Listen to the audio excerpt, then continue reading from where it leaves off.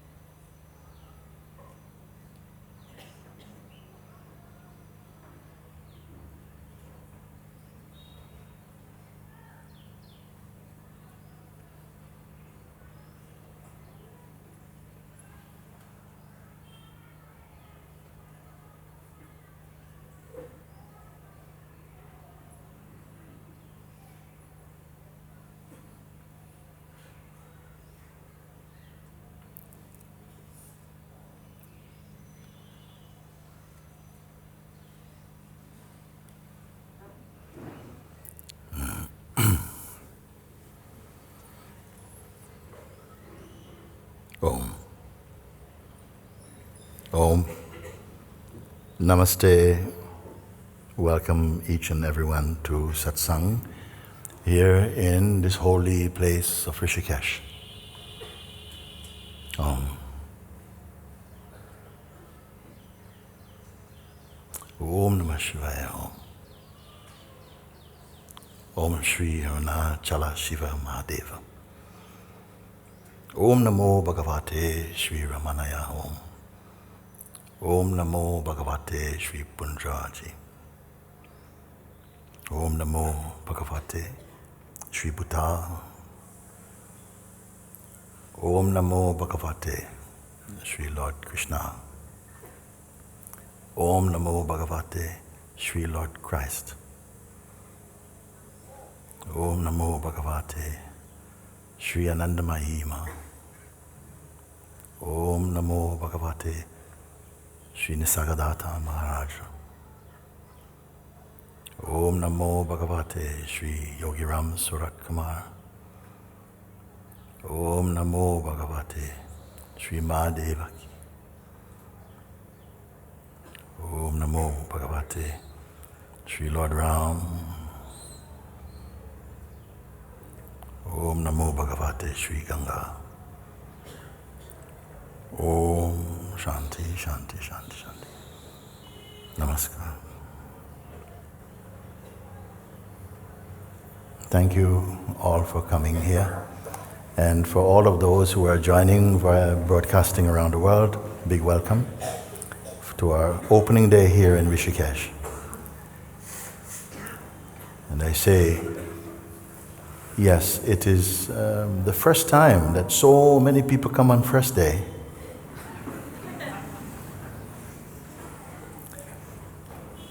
But it's no wonder, because I have said before, can you hear at the back clearly enough?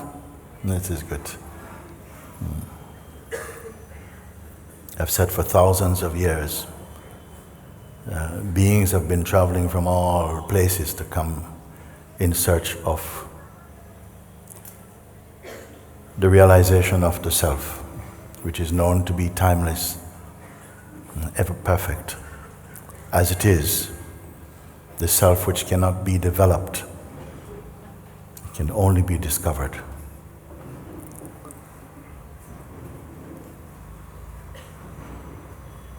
So as far back as we have any records, people have been traveling to places like Rishikesh, gathering in communities like we are today, to find that which is timeless or eternal within ourselves. These beings are no longer embodied in this way, no. They spent their time. And now it is our turn. This is our season, our chance to look also into this most magnificent invitation, opportunity, I will put it like that. And my hope, in some way, very open, is that as many will discover that because of the simplicity of the pointings, that no one is just merely being asked only to believe or to create or to imagine, but to discover by direct experience that which is eternal within ourselves. And we know that the body is a time body. It had a birth time. It had what we call lifetime. It have a death time. But the immortal spirit dwells here and is the only constant that there is here. And yet, paradoxically, the last thing to be discovered. So I hope also, along with many, many hundreds of people, that in each one's heart, you investigate why you are here. And if you are here to make full use of this opportunity to discover, then I feel good about our meeting. I feel very confident. You see, I cannot make you into what you are. At best, we can look together to discover where the mistakes are made, what appears to hide our natural and intuitive recognition of the timeless within ourselves. So I hope that somewhere in these talks, over whatever time we each have, that it will be sufficiently clear, not just intellectually or conceptually, but experientially, that even if you're here for a few days, you will step away from this place in a clearer space of being. But there will be, I am assured of it, some whose path will be fulfilled here. If I did not have this certitude in my heart, I would not come. I do not come by force or by force of intention, but I come here because of the will and the grace of God. I'm here. So I'm very confident about this. And to meet each moment as it comes. I have no prepared speech for you. It is not my way. I feel to meet freshly in the moment as they unfold will be good enough. So I hope that whoever steps up and present their questions or their doubts, that you come with some integrity and with the highest of intention to make use of whatever exchange is destined to unfold in this place. And so from the very first moment we're here, the satsang has already started for me. It has no end time. So I just want to say a few words also, because I had the opportunity to meet with the team. This year we have a sizable team of people who came ahead of most of you to prepare this place so that it is best serving those who wish to put their attention on grasping what is on offer to be seen here. I want to thank you, those of you who have come as team members, and that you yourself are in great service to all who come here. And yet at the same time, you are required to be fully in your satsang at the same time. A wonderful challenge, and I feel very confident that your duties while you're here will not impede your absorption into the self. Okay? We're going to use some words here that if they succeed in reaching you in the right place, they may in time become redundant for you also. As words.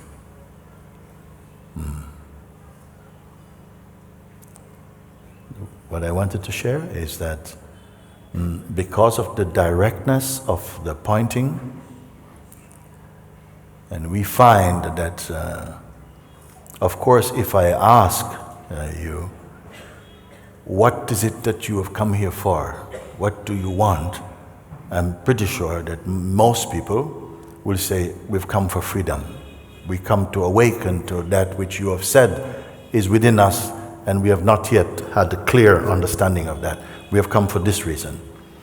And yet, as we go and move more deeply into our inquiry, into our introspections, and we look together, sometimes you may find that there are some seeds of resistance or identity or something may get exposed or highlighted because you have said this is what you have come for. And sometimes it feels like a great test has come upon you, that you have been invited to offer this thing to the self so that you may transcend the limitations that appear to come through them to you. And so sometimes people feel, oh, my world is falling apart, and actually the world that is a construct in the mind has to fall apart actually, somehow. I just want to reassure you that that would be an auspicious thing. You see, you will not lose anything but that which is not in service to your truth. You see?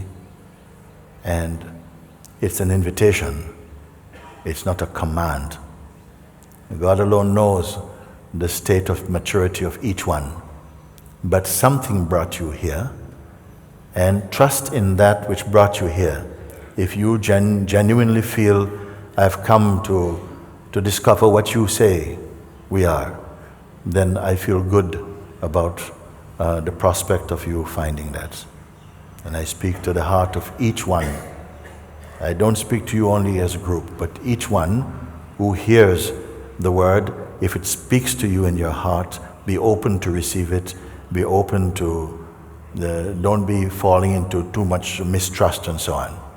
Because within us, we have the capacity, the potential to go towards negative tendencies or towards higher elevated states of consciousness, you see. And this play will become even perhaps more animated or activated during the course of your satsang here. Do not be disheartened by that. Sometimes you have to feel challenges, you have to be challenged, have to be tested, because without that you will not wake up.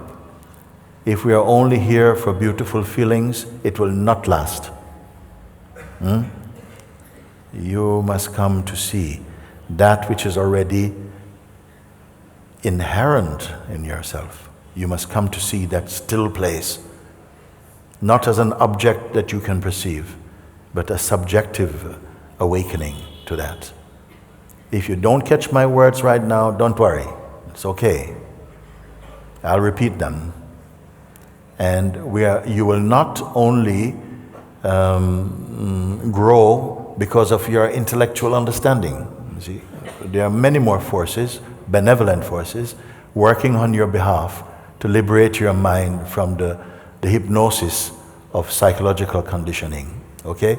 So take your time, don't panic. Sometimes panic comes into the mind. Don't be so quick to identify with that.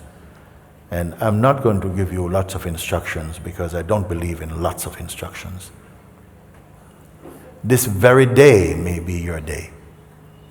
This very day may be your day. I am not signing up for anybody, 3-week course, 4-week course, or nothing like that.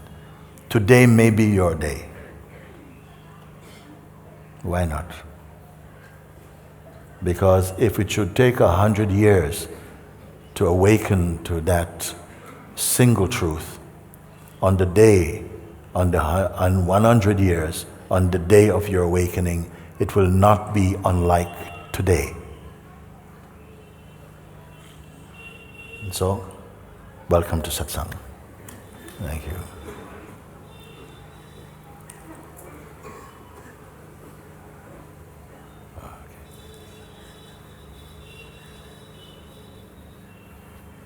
Okay, you may come.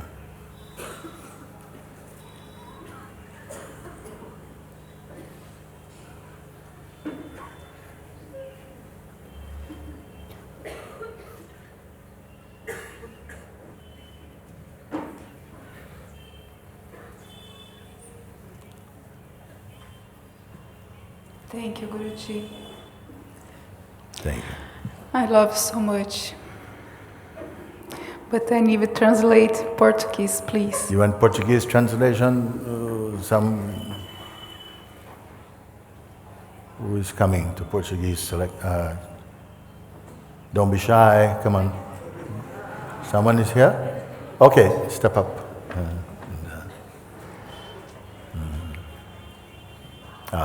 Priya, thank you. Go ahead. Eu precisava estar aqui na sua frente. I needed to be here in front of you.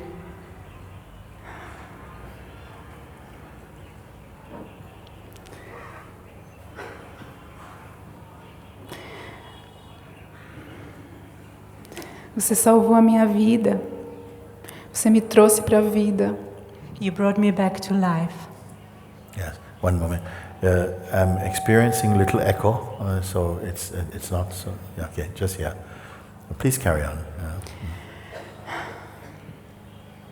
E eu estou aqui agora, I am here now, viva, alive, para viver a sua luz, to live your light. para servir.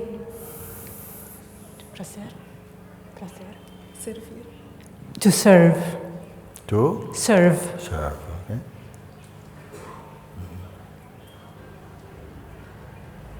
You have a question for me? Yes. Okay, that's her. Quem sente essa gratidão? Who is that feels this great gratitude? Who is the one who feels this gratitude?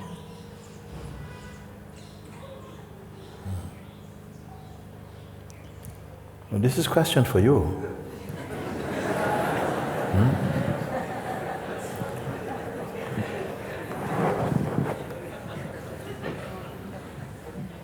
I mean, if gratitude is experienced, no, this is a good thing.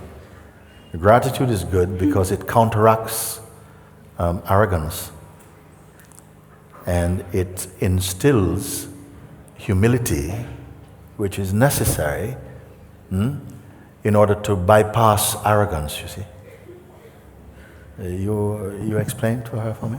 Yes, I understand. You understand? Yes, okay, yes. good. That's good. And so this attitude of gratitude and appreciation is a very healthy one. You see? Now, if you should ask, but who is feeling grateful? You see? And if there's no cynicism in your question, like who is to be grateful? You see? If there's really a penetrative interest to discover, but who is feeling grateful? I'm a little bit suspicious anyway that we want to ask, who is grateful? You see? Because this is a noble virtue, a gratitude. Why to question this? Why not question other things? Such as, who is really lost, or who wants to find all these things out? But who is grateful? I feel I want to look, why this one? Why not accept this gratitude? Does it make you feel good or not? Yes. Yeah. Yes, yes, yes. Yeah.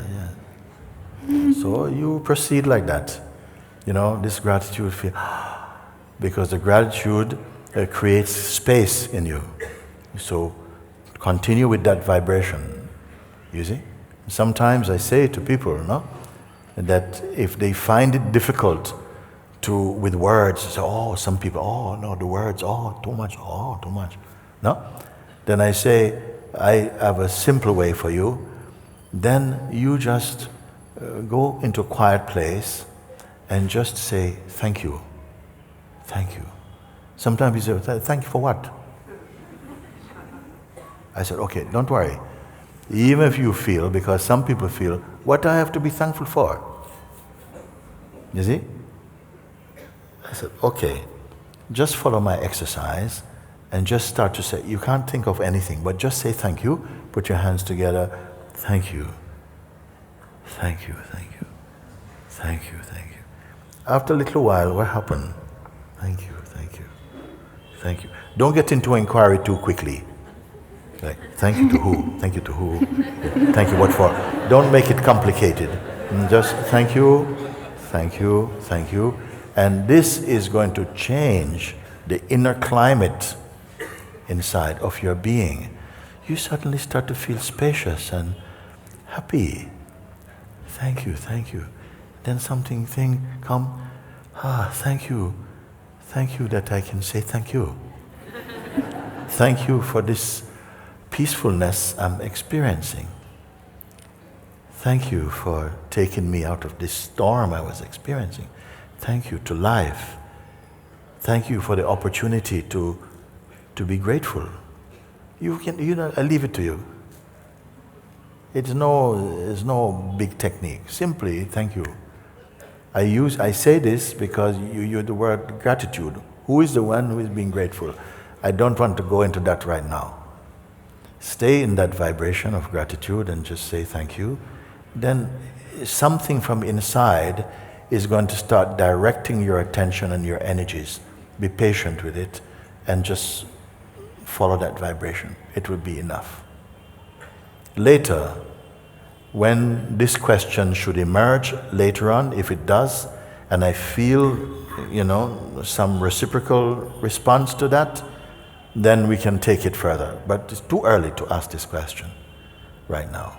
Better just stay with the feeling of gratitude, spaciousness. Yes, actually, more things are coming inside my heart and mind to say thank you for.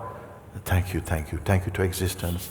Thank you to God. Thank you to my teacher. Thank you to my parents. Thank you to my friends. Even you start to say thank you for the bad things happen also. Because they pushed me to come to this point where I must ask for help. Because before I was too proud to ask for help. And now you are feeling, thank you, to open my heart to be more receptive to life. And like this is good. Hmm? Thank you, Guruji. Thank you. Thank you so much. Very good. Thank you, the whole Sangha, because it's so special to be here with these potencies. Very nice. Yes. Thank you. Okay. Good. Next one, come in. You, madam. You. Yes, please. You come. Okay. Namaste. Namaste. My question is, if I am nothing, why am I here in this body? And if I able to contain freedom, what's the point of living then? Could I rather also be just that? Okay, let me see if I heard you. If I am nothing, that would be an assumption right now. That is not yet your discovery. Isn't it? Otherwise you would not pose the question in that way. You say, if I am. So some you picked it up somewhere, somebody say, you're nothing, Yes. And it hasn't really been digested. Yeah. What do you mean I'm nothing? Exactly. Okay? So I'm not going to start with any assumption about it. So I don't feel we will get very far with that. So you say, if I'm nothing, then, blah, blah. Then the second part you said something that, could you again repeat? Yes. If I would obtain freedom, Yes. what is the point of living? Could After freedom? Yes, because could I rather be just Well, that? I also be free. Sorry? If I would be that, I also be free. That's another assumption. Yes. We are dealing with direct experience here, okay?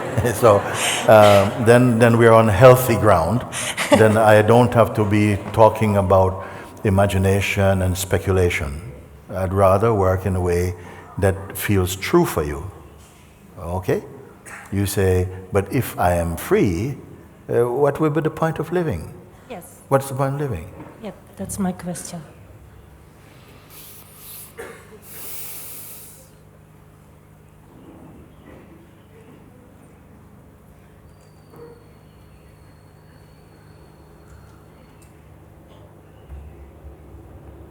You would come to know that freedom and true life, they are one and the same for you. The way that we may perceive life in our current perspective may be filled with lots of doubts and frustrations and all this type of thing. When we speak about freedom, we mean to be free from the influence of our personal conditioning and so on. That would be indeed freedom. And from that point of view, then I would like to get you to that place, if it's possible, then to listen to what you have to say about it. You understand? Because I don't want to tell you. I want to leave an open space to hear how that space, that discovery, how that wants to express itself. You say, what would be the point of living? Well, the point of living, I would imagine, would be for very many people would say, oh my God, I met someone today, and they didn't say nothing about freedom or nothing like that, but I intuitively felt I need to be in the presence of this person, because they, just by seeing them, already I feel so uplifted. That a human being can have that impact, someone I've never seen before, can have such an impact on myself, makes me feel very hopeful about life. That capacity, that potential is perhaps in me also. And that would be indeed something very good.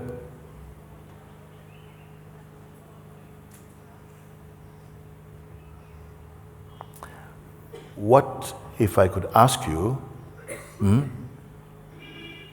if it were offered to you, a wish,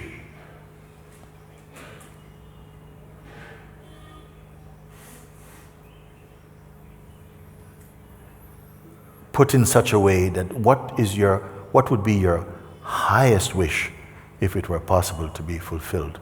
Would you need some time to think about it? Or could you share it with me, what you speak? To be at peace, peace of mind. To be at peace, you say?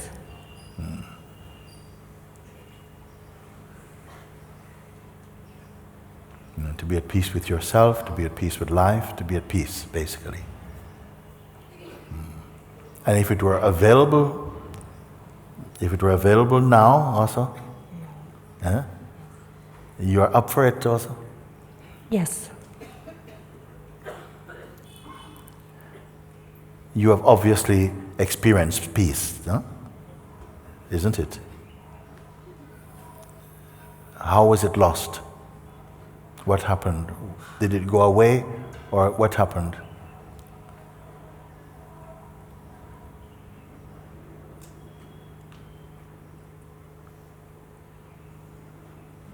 Yeah, I felt it went away.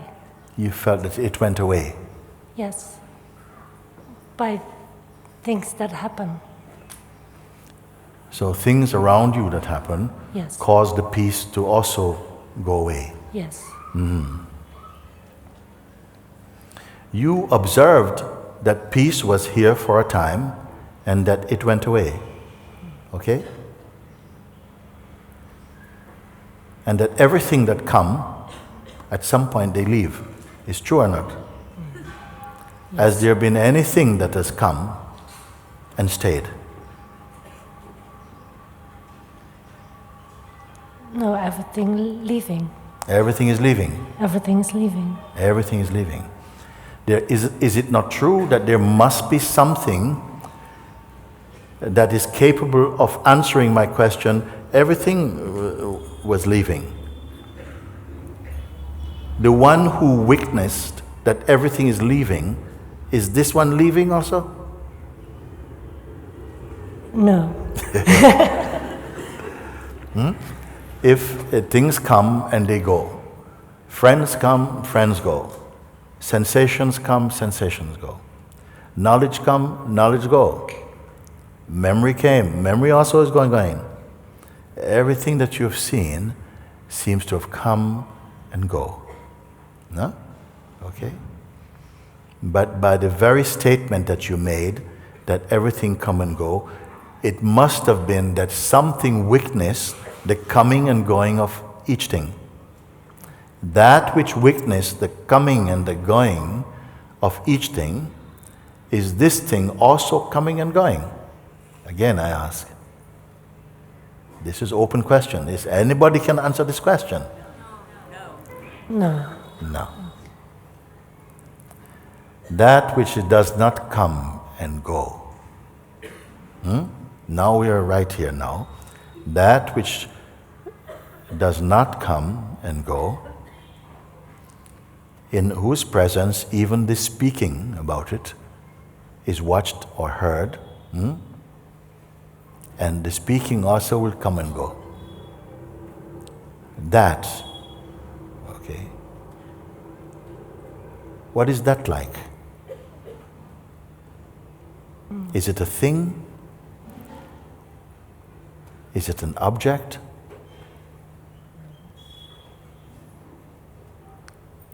Speak up a little bit. No. It's not an object. No.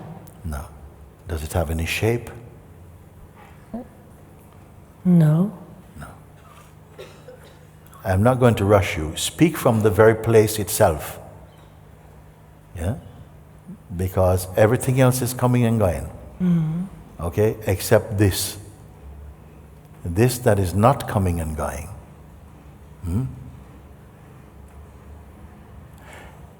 What is aware that it's not coming and going? Is it something different from itself?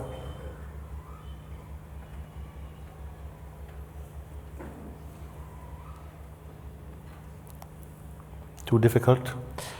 It feels that it's different. That whatever is aware of the thing that's not coming and going is different. Yes. Okay. In what way is it different? Somebody looking at it. Like somebody looking at it. Somebody is looking at what? At that something that's not changing. That's not changing. Yes. Okay. So whatever is looking at the thing that's not changing, is that changing?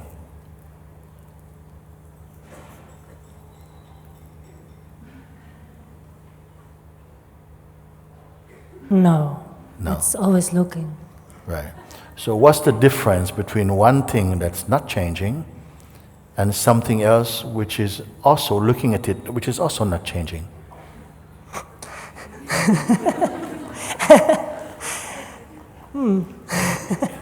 Is there two unchanging things? No, only one. Yeah. Are we just speaking words here? No, I'm asking this because I have to check in with you that we're not getting into any clever mind games, because that will not do. I would like to feel that it's sufficiently clear, once it is pointed out, that each one can say, I don't know how to answer this, or something.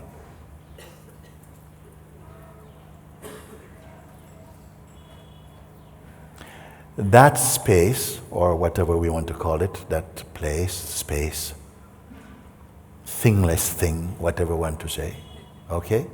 It doesn't come and doesn't go. Okay. Yes. Does it have a nature? What's it like? Is it a happy space? Is it what is it like? Is it dull? What is it?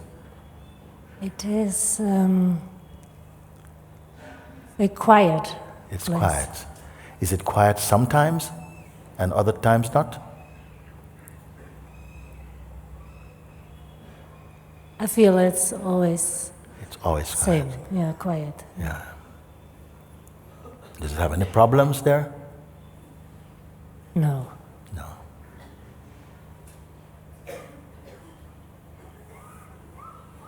Where is it? I don't know. Is it different from you?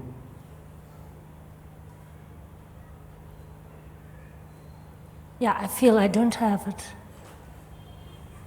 I feel I don't have This. this.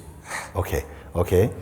And the one who says, I feel I don't have this one is more real than this? It feels more present. It feels more real. Present. Is it more present than this? Because can you say that this that we're speaking about, does it belong to any zone of time, like past or present or No. future? Okay. No. But something that expresses in the way like, but I don't feel like I am always there. Yes. Whatever it is that's saying that, is that not also watched from the same place as some words with some identity speaking or something? Just be honest. Yes. It's okay. Just be honest about it. Yes. Yes. So which is more true? The one who says, I am not there all the time, I like to be there all the time, or that which is here all the time?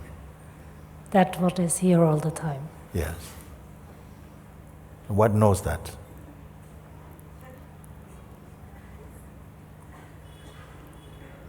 I don't know.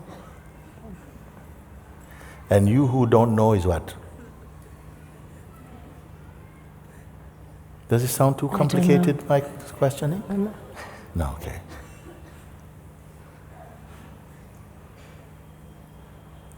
Isn't the sense of the person who knows something and doesn't know something, and is that not part of the things that come and go? Yes. Yeah.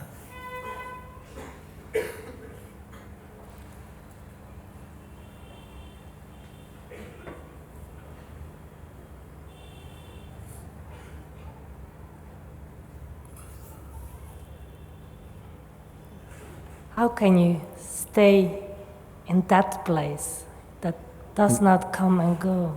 Okay, so you yourself say, maybe I should stay in that place. It's fair enough. I must stay in the place which is constant. Yeah. Okay, because everything else is variable. It's moving. Yes. Okay, including the one myself seems to be is also moving. So in the world of the moving where I am, I must hold on to the thing which is not moving. How are you going to do that? Sorry, I didn't understand. How will you do this? To try very hard. It's a fair point. I did ask for that to myself. Yeah. Isn't the intention to try very hard also something perceivable from a deeper place? Your efforts, you will say, oh yes, but I was trying so hard, but I just couldn't stay there. I was getting tired, right? Yes. Because this is the place that we all know, that position. Yeah. Of the seeker, of the one trying. And so, no? Yes. I'm trying to reach that stable place. Where is the stable place? Yes. How far away? How far away is the stable place? I'm trying to stay there. I'm trying to stay. But I get tired. So, how far away from you is it? I feel it's very far. In which direction? It's out there somewhere. Now you're joking, huh?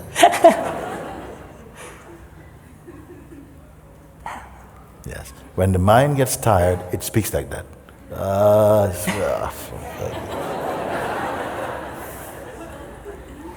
Gradually, with a little bit of this type of questioning, and because you're using your mind, but the very use of the mind is also something recognized in the space of the changeful.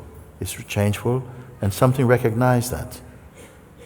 The recognition of that is right there at the place that is.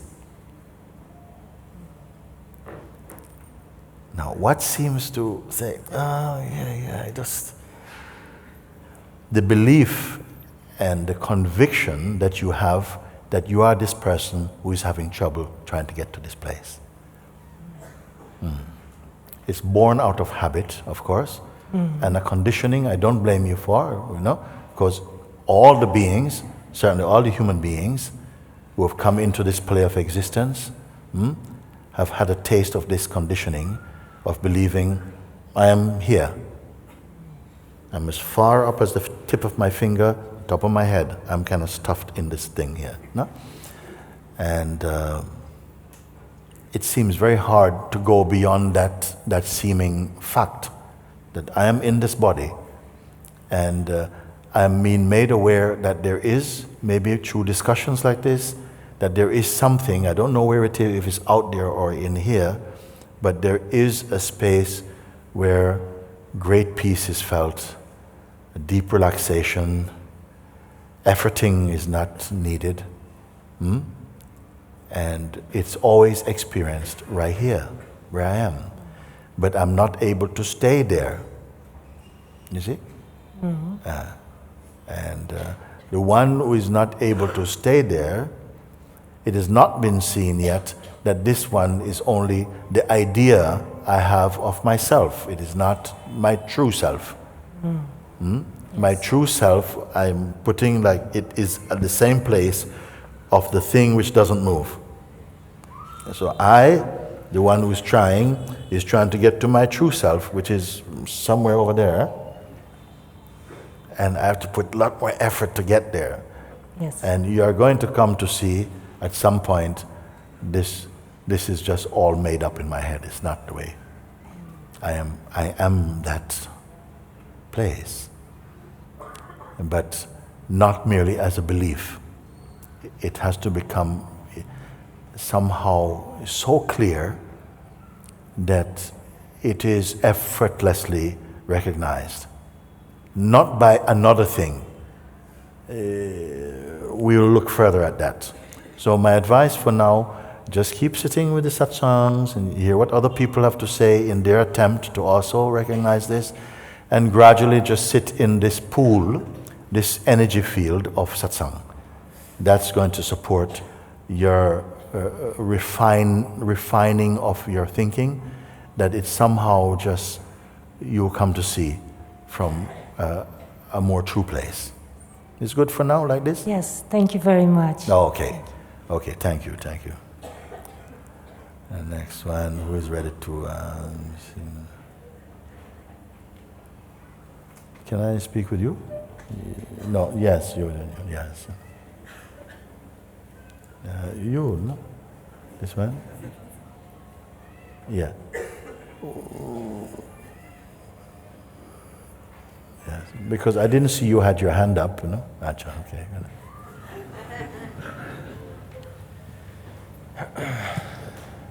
Hello, Mooji. Namaste. Hello. Namaste. It's good to see you again. Thank you. And I was lucky enough to ask you a question at Zima this year as well. Yeah. So, my spiritual process has been getting more and more intense as time goes on, alternating between moments of a much deeper clarity, but also then other times of much more distress. And all of my questions are now leading me back to one question, which I just can't answer, and so I'm hoping you can help me with it. Okay. So that question is just how to be authentic. How to be authentic? Yeah. It's impossible. If the one who is trying to be authentic is a person,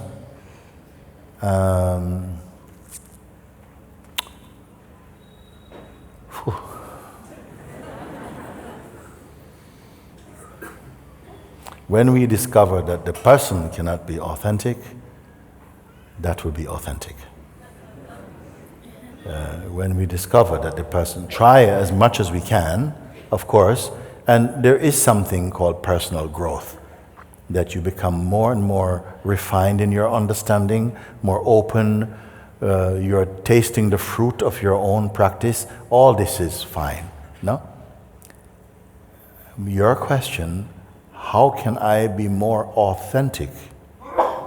Only the truth is authentic. Only the truth is authentic. The one trying to be true is not authentic. When the truth is discovered, even the feeling of being authentic will fall away. And this will be your natural state. Whatever is natural, we don't question. You see, because it is just natural for you. Just like you don't go around going, hey, look, I'm breathing. You don't do that unless you underwent some surgery and you were a near-death experience, and then you came back in the body. You might say, look, I'm actually breathing again. But whatever is natural, we don't state that. So authentic already points to that something at least notices or recognizes that which is inauthentic, not authentic. And that which is not authentic is now trying to become authentic. So how is that going to happen? Through your satsang also. When the one who is trying to become authentic is itself observed to be a projection of the mind, of a sense of a separate being trying to connect with the universal being, then you will see that, yes, this is why this doubt comes. That your real place is that universal consciousness. I know my words are not sinking in at the moment, by the way. It will come more and more. Your question, I don't know if you are yet able to absorb my answer.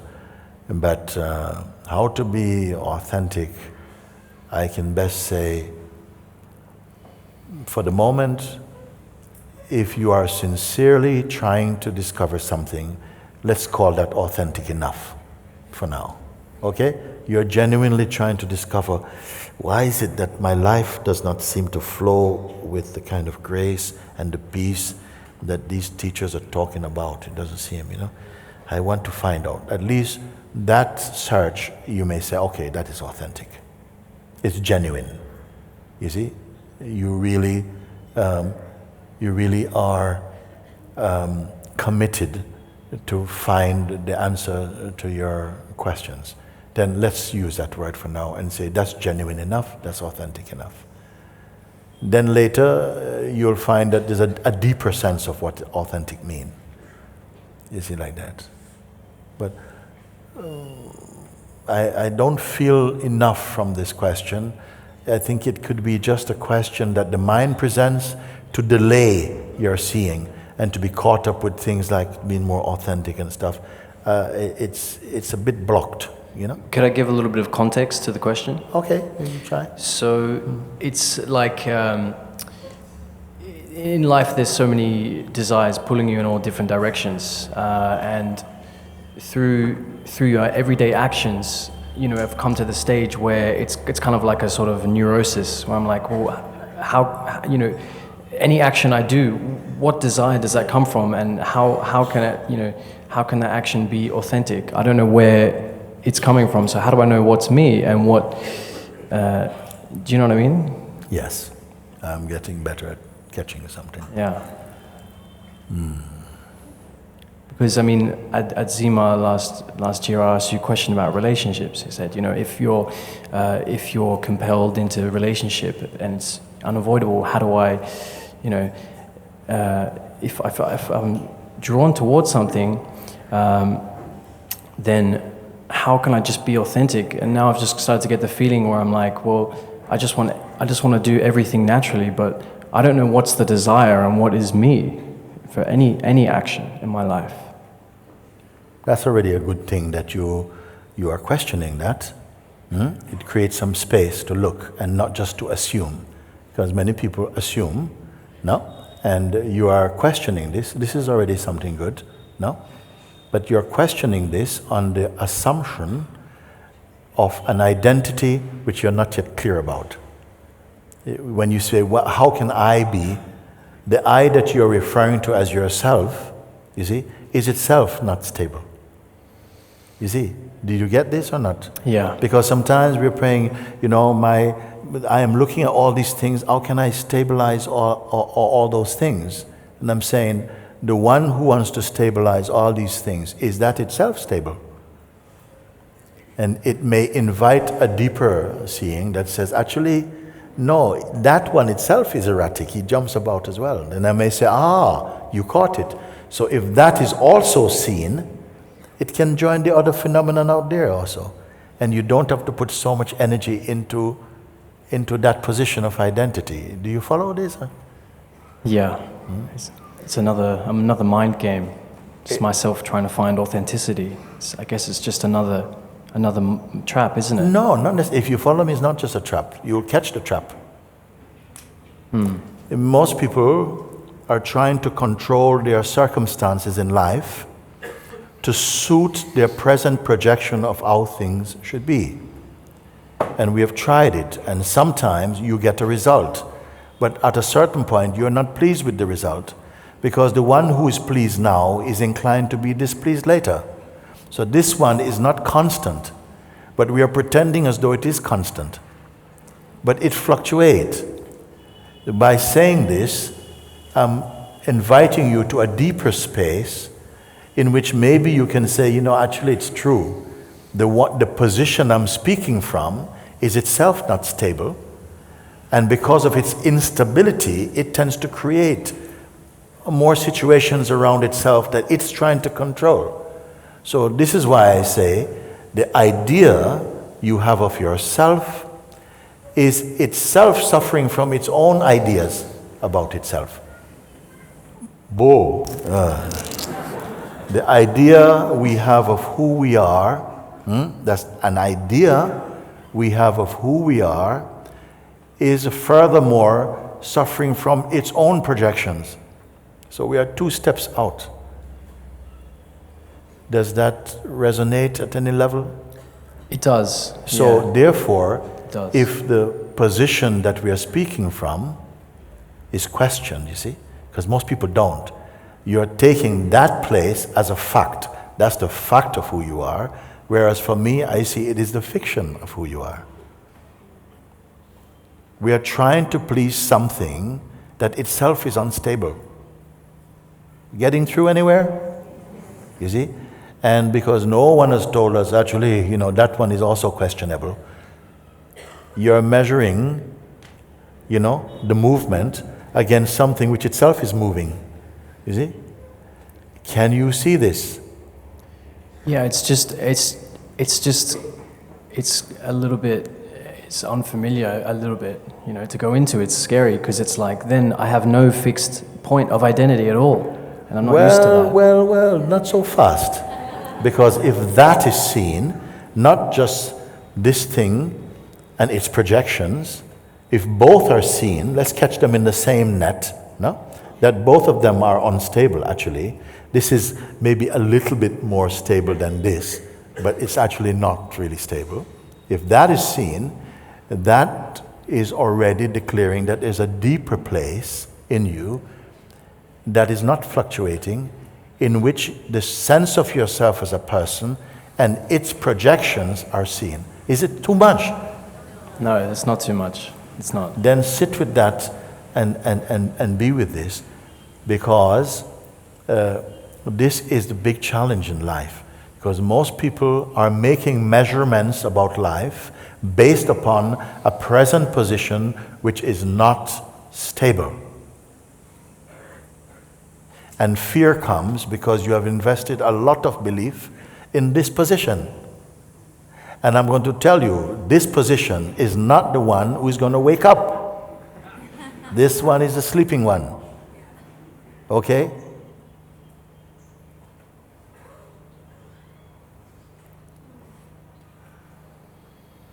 When this is itself seen, that this also is phenomenal, then you're in the place of the real.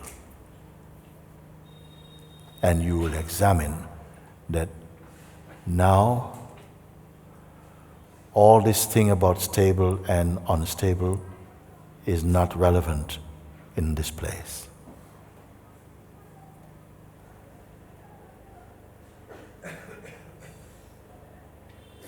Are we off to a fine start? Yeah. Yes. If you can look, you see, that the one who is saying, yes, but how can I be authentic? Is itself tarnished with inauthenticness. It's not authentic. You see?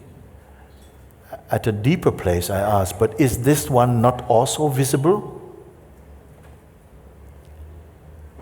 It's looking from this place and say, yeah, I tried to do this, I tried to do that, but it's not fixed, it's not stable. How do I know I'm being authentic? I says, who's speaking? He says, this one is speaking. I said, but this one also has different moods. He also has different moods. He's not stable, he's not a fixed point. Then something may say, actually, it's true. He fluctuates. Where are we looking from to see this one also fluctuating? Is that place fluctuating? Have I gone too far? At the back, have I gone too far with this question? A little bit. Somebody said a little bit far. Fair enough, okay, a little bit far.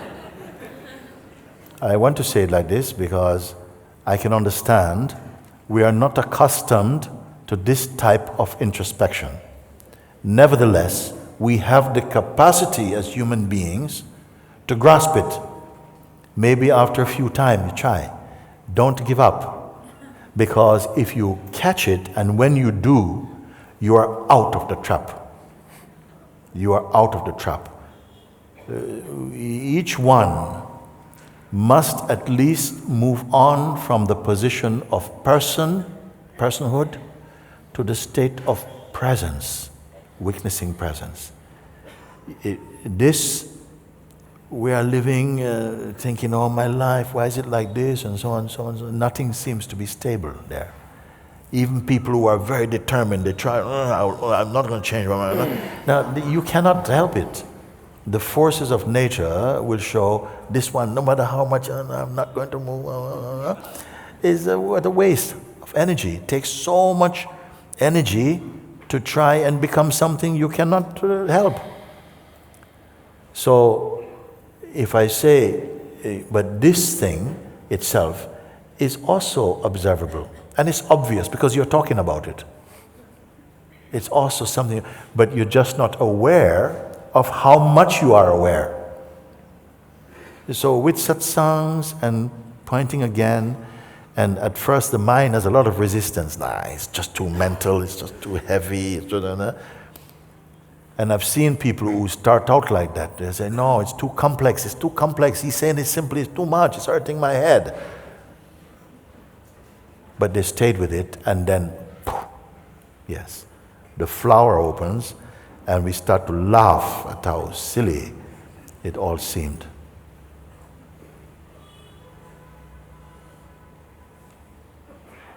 I'm giving you a shortcut. You can take a long way also of trying to improve, strengthen the sense of identity, becoming more spiritual ego or something more and more and more. That's also a path. There are many paths. Or you can begin to look and see that actually this one that I have identified as myself is actually just an idea I have of who I am. I'm infinitely more than that. Yes, we can live in that small model or mode, but you're infinitely more than this. And if you persist in saying, okay, I don't understand what he's speaking, I don't get it, but something keeps coming back to this place, then trust that thing. His grace is going to reveal it in some way in you that you begin to see, whoa, I don't know. In my own self, when I first sat at my master's feet, I said that in those days I was not learning very much, but I was changing a lot. Sometimes you think, I don't get it, I just don't get it. I don't get what he's speaking about. Who am I? I don't get it. But still something is changing. There's more spaciousness in my being. I can't speak about it because I don't know what's going on. But I'm just feeling much more happy, more stable. So sometimes a transformation happens and only later you can talk about it. So don't worry. If you don't understand at the moment, it's fine. It's fine. Gradually you will come into it in the way that suits you. Okay? So, but you should understand it. Yeah, that makes a lot of sense. Yes, the reflex, the habit is to go back to the old regime of functioning. It's a habit, easy, you see? But you begin to catch that more and more. You say, aha, again, you see? I'm going back to this position. I call it eye watching. Not just watching the scenarios going on around, but who it's happening to. You see? Who is it happening to? Who is speaking now? And you see, aha, it's my mind again. It's my mind again, pretending to be what I am, but something is watching. These pointings that I'm sharing with you, we have seen them go out also in the prisons in the United States of America. And some prisoners are increasingly discovering, whoa, I wish I learned this before. To begin to observe with detachment, to look without getting involved, is one of the greatest discoveries they are making. Something has made some poor choices. But seen from this place, okay, it had to happen. But it's not this. This didn't make any choice. So I just have to encourage you, as the time goes on, this way of looking is going to become clearer and simpler to your mind. It's just the habit, age-old habits, seems to be in the way, but not for long. Not for long. Sometimes it feels like you level up in awareness, and then the ego comes through the back door, just levels up in a different way. Just like, and then you come to know there's no back door and no front door for the thing that really is. Ego come from back door, come through chimney, he comes through underground system, doesn't matter at all. These are just ideas in consciousness. You are going to come to see that if you persist. I warn you. You will come to see the full superstructure of these misconceptions and delusions. They will fall away. I'm not saying in one go, everything finish, but you will see sufficiently, clearly enough, that from then on, each time the mind comes up with these things, you're already there. You see, but I'm already here. Before he comes, I'm already here. The awareness is already here. If something wakes up, it must wake up into something that's already here.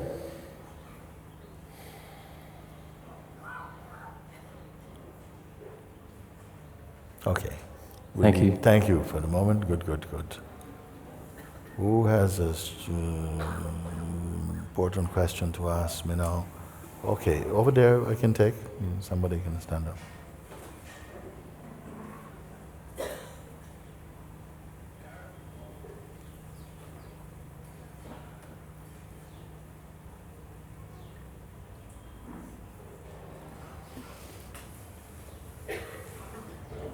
Namaste.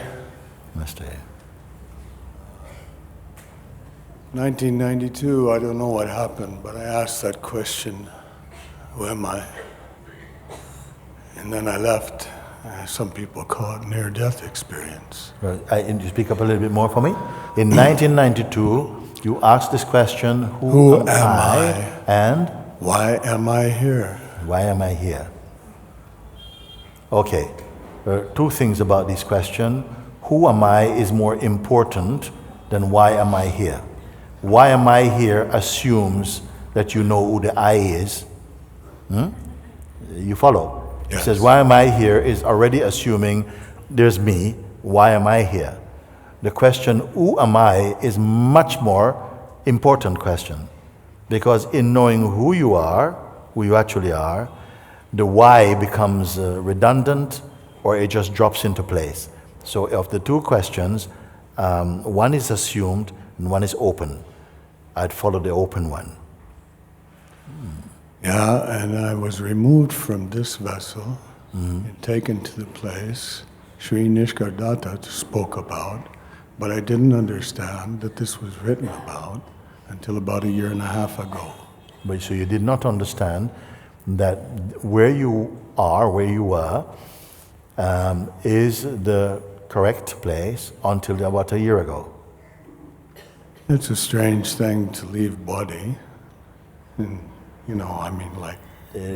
take a permanent vacation from this earthly realm into the celestial realm, and then be returned into the body. I just really came to say thank you so much for helping put all this together. I don't know how to explain it really. Words aren't really coming, but I have a little gift I want to give you. Great humility. Okay. This body is also capable of housing an awakened mind. It should not feel, oh, what am I doing in this very coarse vessel and so on. Yes, there are experiences. Some people have had near-death experiences and they have been transported into another dimension of consciousness and they feel much more, it's like the same world but turned up really, really high sensitivity, things are more beautiful, people are happy, everything seems to be in a beautiful harmony. And then they are advised, it's not your time. You are only to sample this, you have to go back. And they experience some resistance and, I don't want to go back into that stuff. And okay, that can happen. But for the truly awakened one, don't mind. They don't mind. It's not that they don't care, they don't mind. Because it does not interfere with their awakening, you see. I say, okay, one day this body is to fall off. And, Maharaj himself say, I look forward to that day. Because the body itself, dense as it is, imposes some kind of tax on the experience. But it doesn't matter. He's not hungry for higher experiences, a more beautiful way of seeing things. As a matter of fact, they don't really care, actually. Because in whatever state you are in that even state. Whether you are in a beautiful landscape and things, or you're in a pile of rubbish, it makes no difference to the inner one. It's not feeding from being sensorily stimulated at all. It doesn't need to be in pleasant landscapes or in, it's not dependent on that. It's not feeding from that. In fact, it feeds that. It shines from its own place and beautifies everything, in fact. In fact, it doesn't even have to beautify it like decorate. It doesn't have to decorate it. It doesn't have to give it a new paint job. But it sees the perfect in the seeming imperfect. It is not looking to the world for anything. It's not a beggar. It's not addicted to any sensation at all. So perfect it is. And that I call our natural state, which I'm hoping that by following through, you will come to that experiential conclusion yourself, right here.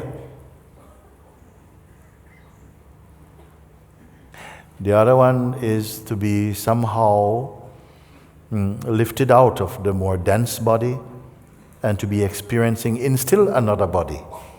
It could be what you may call a causal body, a subtle body.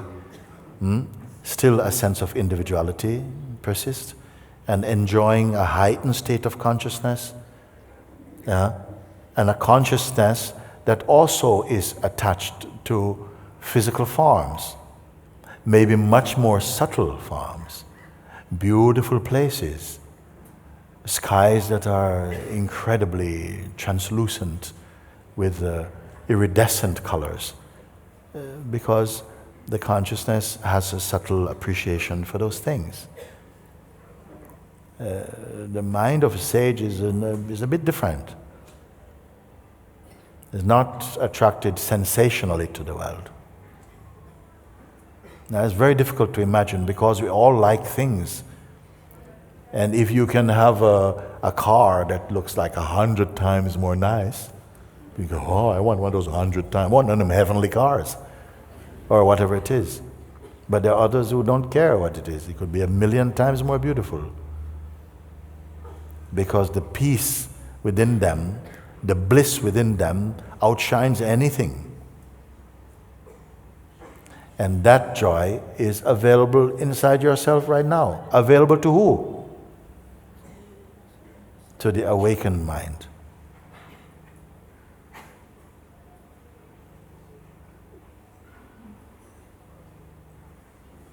Thank you.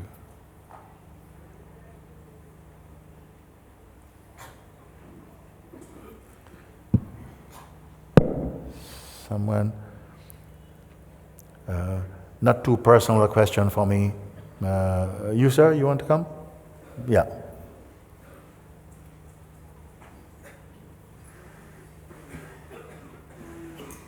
Namaste. Namaste. Namaste, Guruji. I am from India. Yes, And I am watching your videos from last 1 year. And thank you for giving the insight. And my question is not personal, but being Indians, we are used to do the worship, and in our home and everywhere the routine life is used to do worship of idols and doing pujas daily. Yes. So with watching your videos, and I'm declined to do puja and worship. So what you suggest to me regarding this? Okay. The worshipping of idols, you know, is very, very, very evocative words, idols and worshipping and so on. Huh? But for each one it's different, you see. For each one is different because human beings, for a while, we need some kind of reference. Like few people can speak to God directly. Our minds are not refined enough like that.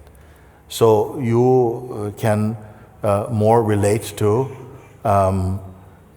one who has realized God, or who have those qualities within them that evoke in you a natural recognition, something that's more seemingly available, something that you can understand. Then you can say, you know, this person, through this person, I have a bit more of a taste of what God is, like that, you know? And others, they may look to a form, and that form is just a trigger also, that it triggers just like when you look at your picture of your children or something, and then the love is there. It's not the picture itself. The picture itself is not your child. The picture just reminds you of that. So some people use images like this. And then on top of this, depending upon the strength of your worship and the strength of your belief also, that formless being can embody itself in that also, can put some energy in this also. This can happen also, you see. So I don't want to limit that, you know. There are some people who actually, they sit in front of a statue of Sri Ganesha or something, and they have a, but after a while, they go internal with it. They bring it into a place beyond form, actually, which is where those things come from the formless also. Now you say that since 1.5 years you've been watching Satsang, and as a result of that, you felt that you're not able to continue in that way of worship. That is also fine, because you can, in a very neat way, go directly to that in you, which is formless, from which all the forms come. They're all the forms, whatever forms they may be, they're coming from the formless place. You see? But many people are not aware of this formless dimension, you see. But it is what we are. When you feel peace, is it a form? You see? When you feel joy, you can say, you are enjoying this thing. But the joy is in you. It's arising from that space. The more the ego identity it leaves, you see, then what remains is this great spaciousness, this natural joy, which I call the perfume or the fragrance of the self. But the self cannot be touched. It cannot, you see. And something in you is ready to somehow relate in this way. Then I would say, don't dismiss anything cynically. Just, okay, now something has moved on maybe from this. You understand that. Then you don't tell other people, oh, you stop doing that. No, you stay there. Maybe some of those people may come and say, you know, Babaji, what is happening with you? Because I see you're not coming to the temple anymore and so on. But there's something that's in you now. And we want to come and sit with you. Then are you an idol for them? You see? Just whatever gives the people a chance to connect with the formless self, you see. In the end, the forms must take you to the formless, because only the formless can be timeless, can be, eternal. Forms are belonging to time and change. You see, moods of the mind, all of these things are there. You see, each one according to their capacity and according to their maturity, like this. You somehow are able to relate to that directly. And if you don't feel, I need to go to this in this way, I don't feel it, I didn't decide I'm not going to feel something, just naturally I'm feeling, I am just happy just to sit by myself, and I'm not creating any image in my mind, and yet there's this tremendous peace and this joy, and then I say, then stay in this place. Thank you so much. Thank you for the great session. Thank you so much. Okay, very good. Very good. Many hands, many hands, many hands. Can I see you? You ready? Yeah, come.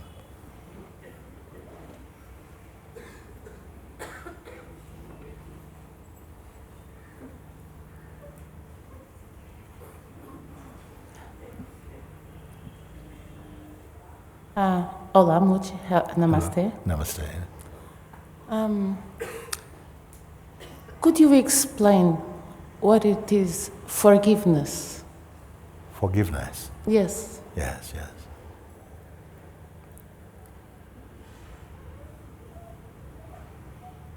There is forgiving of oneself and forgiving of the sense of other. Do you understand, from a point of view, of a peaceful point of view, feeling peaceful with the happenings of life? Yes. And the path that we are having? What is the sense of forgiveness in deep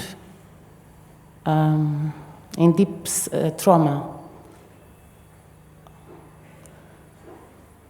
Maybe caused by other influences. Yes. As you yourself discover more deeply your own truth, you see, such a great understanding arises within you. So broad is its way. And you see that while we are still living deeply in ignorance of our true nature, human beings will do all kinds of things, say all kinds of things. It is as though we are unaware. We have lost the capacity to feel compassion for each other, and sometimes we do terrible things. We say terrible things, we judge each other, or we compare what we perceive as the worst in someone with the best you perceive in yourself. All these inconsistencies are at play, you see?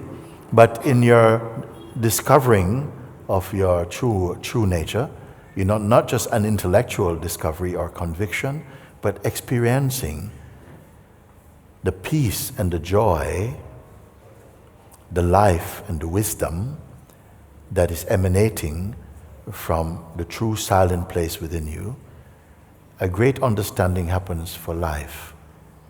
And it's not that you see someone doing bad things and say, okay, I've just forgive them. No, because I don't know if you're speaking about some action being done to yourself or just happening in the world anyway. Not wanting to put on my personal. Yes, when it comes to happen in our personal sphere. Yes. Even when you found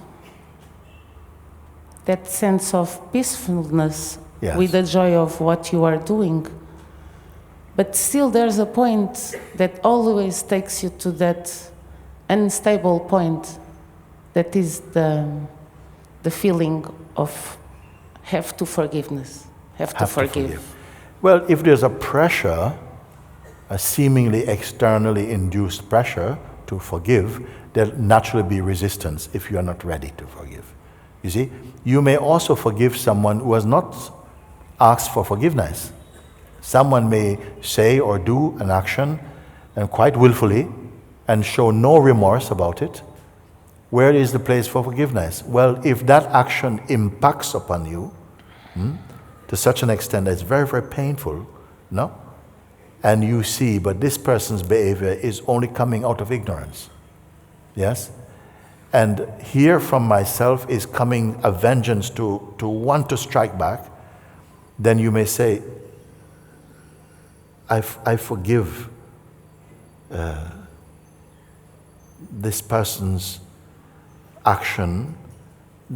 I am going to forgive them and seek that God finds a way to bring to their consciousness a consciousness of what they have done, like this. But I don't want to take this on in a personal way. You see, there are subtle differences that I cannot just make a sweeping statement about it, no?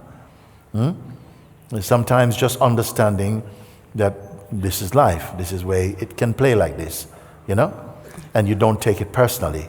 You know, you see, okay, you know, we act in a way in accordance to what feels for yourself to be appropriate or virtuous, and that's as much as you can do. Sometimes you don't feel like you have a choice. Your reactions come in a certain intensity. You must feel that intensity and then deal with it. Oftentimes, painful things give you opportunity to look more deeply into your own self, and they can be helpful for that reason, you see? So your question is quite broad at the moment. If there's a need to be specific, you can be specific. But broadly speaking, yes, one should live with an attitude also of forgivingness, but more than this, of understanding that while we are still living in the realm or in the mode of personhood, these things are to be expected, actually. Okay? As one begins to discover one's true nature, then these type of behaviors begin to change. They dissipate, they start to vanish of their own accord. It happens very naturally.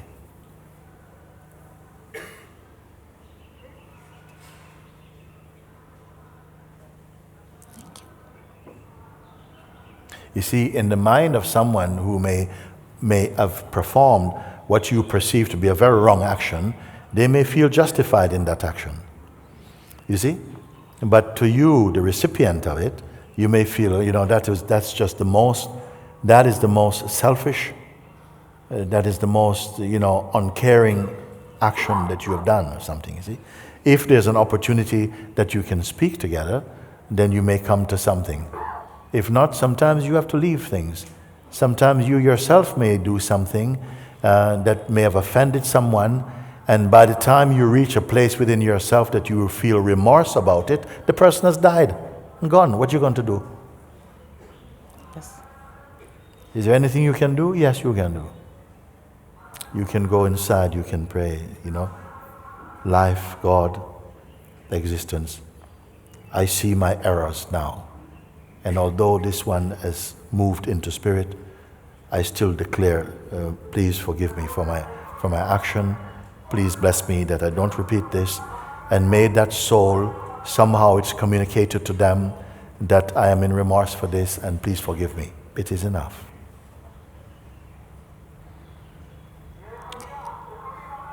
There's always a way.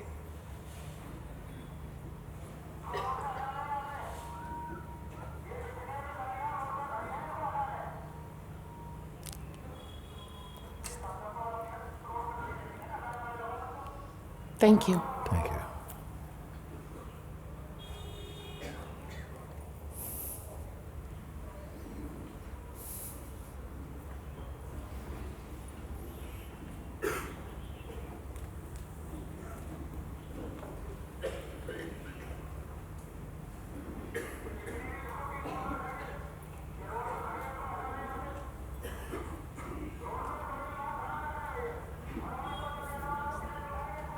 Namaste, Guruji.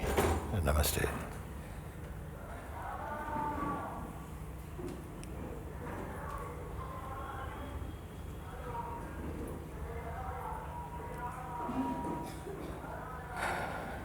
I met you in physical in Holland, last retreat in Holland, and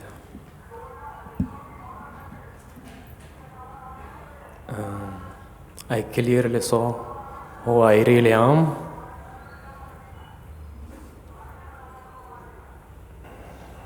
And because there was no person there. There was no? Person. Person. Yeah. And now I'm experiencing usually every day 3 states. So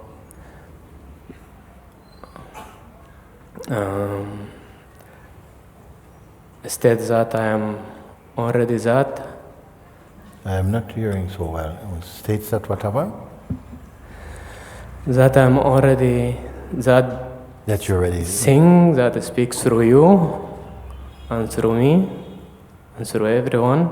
Yeah. And the second state that I am just aware of that, but I am not that. And the third state is just I am person. Okay. Just normal person. Yes.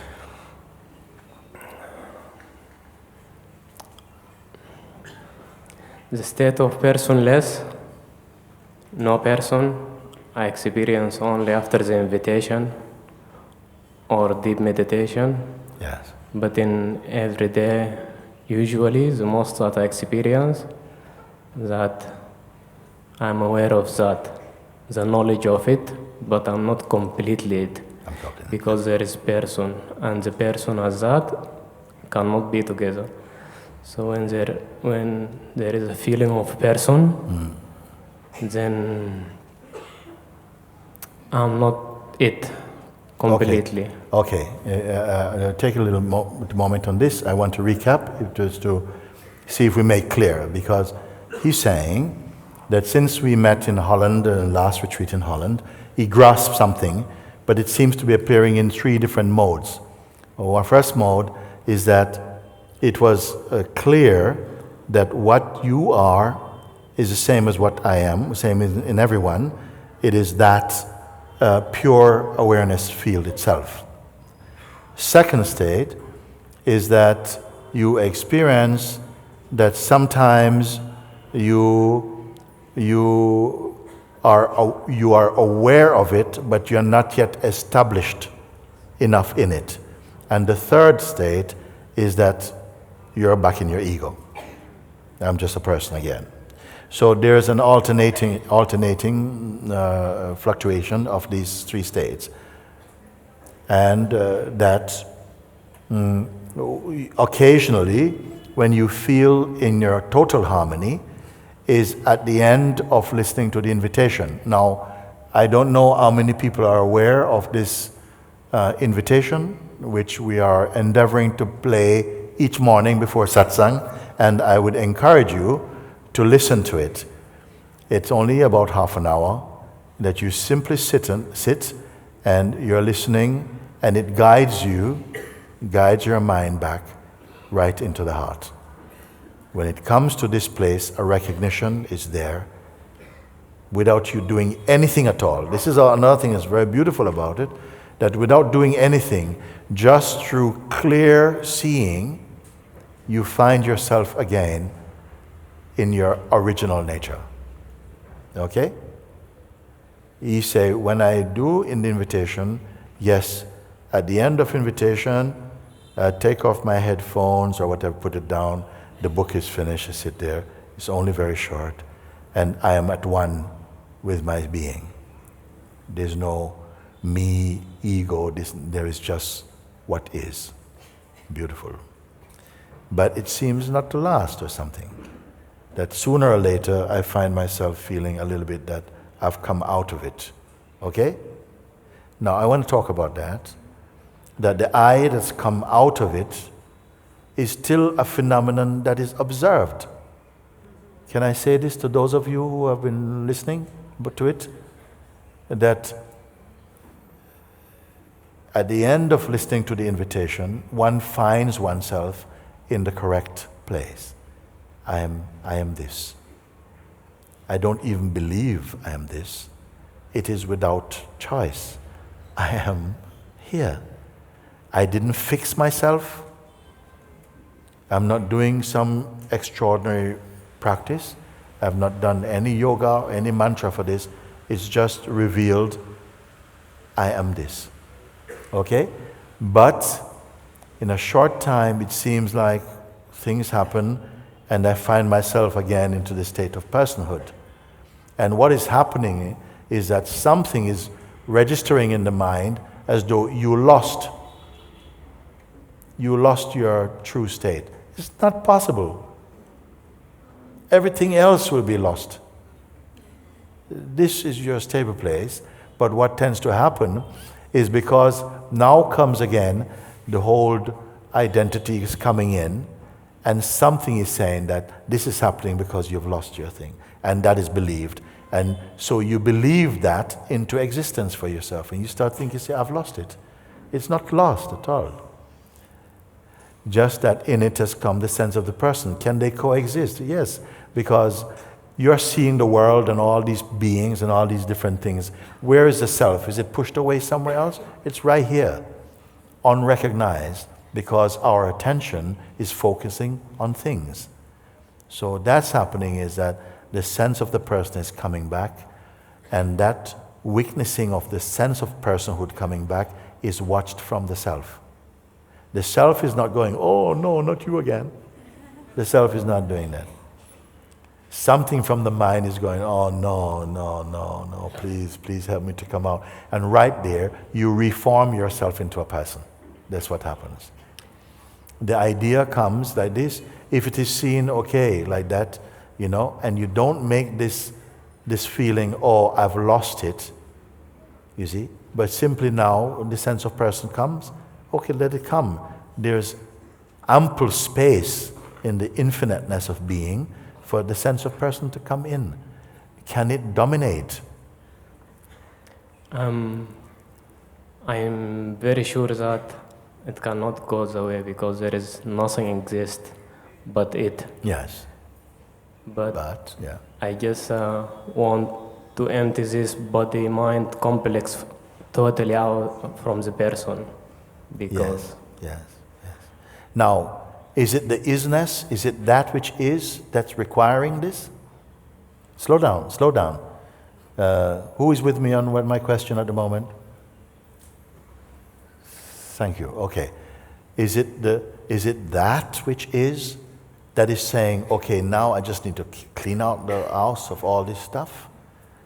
Or is it more that this recognition being here, the ego is nothing. It loses its potency, its power to infiltrate or to influence my mind is broken because the greater reality is established now. And gradually by itself, it's fading out of the picture. It has nothing more to contribute. So it's a very natural weakening and thinning away of that. The minute you start to say, I got to finish it off, you become a finisher off. You see, it's very subtle. Mind works very subtle. The minute you have to, I'm going to get rid of it, you start to be one who gets rid of things. And that which simply is, that doesn't need to get rid of anything because it has no competition. It doesn't say, oh, like, I'll stay here if we get rid of the mind. No, it creates the mind. It creates all these things to see if, even in its manifestation as individuality, its power is not taken away like that. You can continue to just pay attention to the what is and not the what appears. Gradually, that changes, you see. And the sense of ego or so on, it is just thinning away in a very natural way. The very reaction, I need to get rid of this, I need to finish this off, is being spoken by who? It's going to be either by the pure awareness is saying it, or the sense of presence, which is just really a dispassionate weakness, or it's still a mode of personhood. The person is trying to get rid of the person, sort of thing. You can look and discern for yourself. As you look at these, because everything that's coming with a complexity of mind you're meeting it with the simplicity of seeing. And the simplicity of seeing is going to neutralize this poison of personhood very effectively. So don't worry about it, you see, because by worrying about it, being concerned about it, it is as though we delay our absorption into that. So don't worry, you're doing fine as it is. These oscillations of attention will happen for a little while. Just like if we put this fan on, if I switch it off, it still keeps, but you know the power is cut. And so gradually it's slowing down. And you don't have to wait for it. You can go to lunch because you flick the switch and the power is not going to it. In the same way as you discover your natural state more deeply, less juice is going to the person and everything is being conserved in a natural state.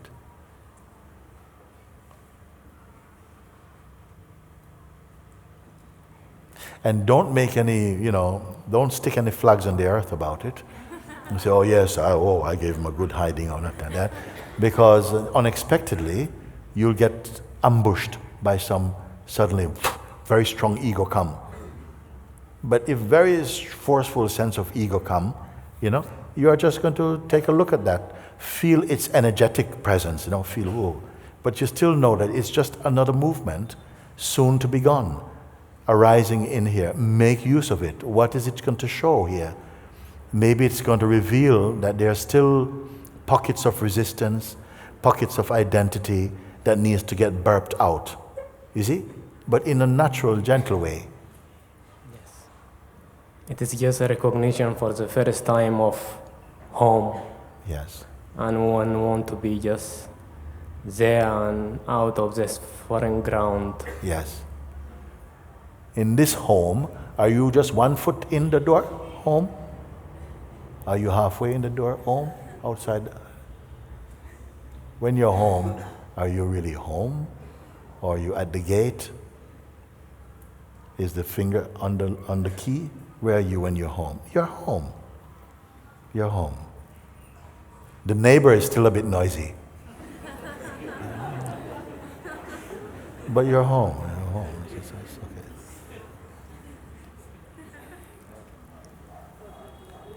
Thank you, man.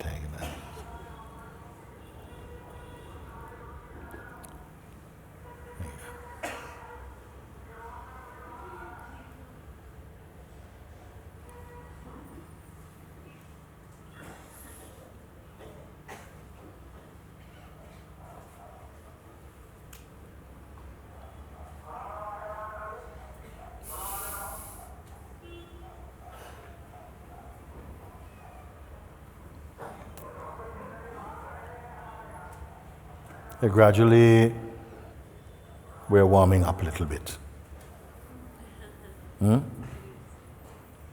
Slowly defrosting. Yeah? It's fine. It's okay.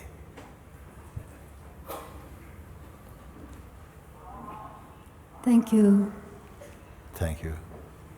I'm very blessed to be here in front of you today. And I had a lot of questions going on since I've been listening to your videos in YouTube. And today I asked myself, what's the question you really want to ask? Okay. So it's all about the path of awakening. I know I am indestructible. You know that you are destructible. Indestructible. Oh, indestructible. Untouchable. Okay. And the divine is looking after me because I am the divine. And I feel very peace and very much joy for that. But there is the other side, which is where my question comes. These times where fear and insecurity comes to me. Yes. And in that inquiry that I do, I think, you're not there. It's not me. This is not me, because I am untouchable, I am indestructible. So I'm just trying to make peace with this fear and this insecurity. I know this is trying to tell me something about myself, about my path, about what I need to do to myself. And my question is, how can I become friends with the fear and insecurity and help and use it like a step forward for my awakening? Okay. You say, and please listen, we are coming now pretty much close to for today. You say, and many are inclined to speak in this way, I know I am the self. I know I am divine. I know that I am indestructible. Yet, where is this fear coming from? Where is this fear coming from? You see, why should fear be there? I'm indestructible. Why to be afraid? If I am indestructible, why to be afraid? You see? So, it could also be that this fear is good for you. Because maybe you're being a bit cocky with being, I'm indestructible, I'm divine, perfect, Then fear comes, are you now indestructible, fearless? Are you? You see? So then it looks and you say, okay, what is this fear showing? Is it we should go, shoo, go, shoo. Leave me to be indestructible and perfect. No, it's pointing, and you must use this fear factor, to pinpoint what is the message in this fear. What is this fear? Who is it that is afraid? And don't be cynical, don't be all lofty about it. Just really look. And the fear is what about? You may write it down, It's revealing what is the fear. Follow it. Don't push it away. Don't be distracted. Let it happen. Don't look immediately for remedy. Let the fear show you. Why are you here, fear? What is it?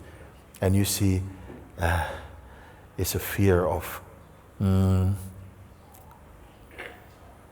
dying in a place where nobody knows me.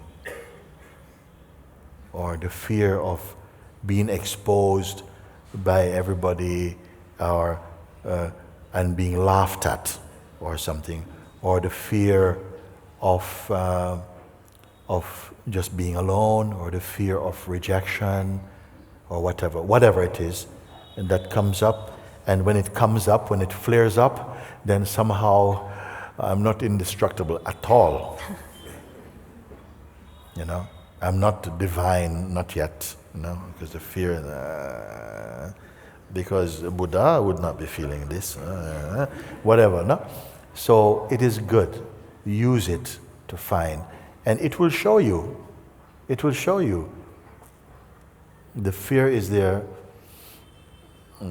that, people will criticize, or whatever it is, you will identify with it. Then this fear is personal or not? It's personal. All problems are person-based, actually. Because the egoic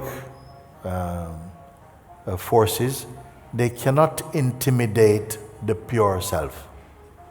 They can only intimidate your self-image. The idea you're holding on to of who you are, that can come under attack.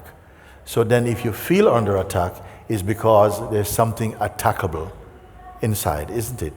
We need not feel ashamed about it, because you're in the process of deconstructing these forces, but with the correct attitude. No?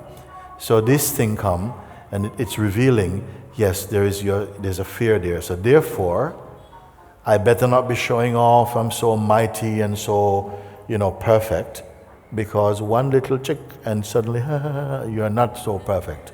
You see? So I see it as a good thing when you make use of it, and these fears will make you more humble. More humble meaning then you can really process the opportunities to become free of them in a more natural and quick way. You see?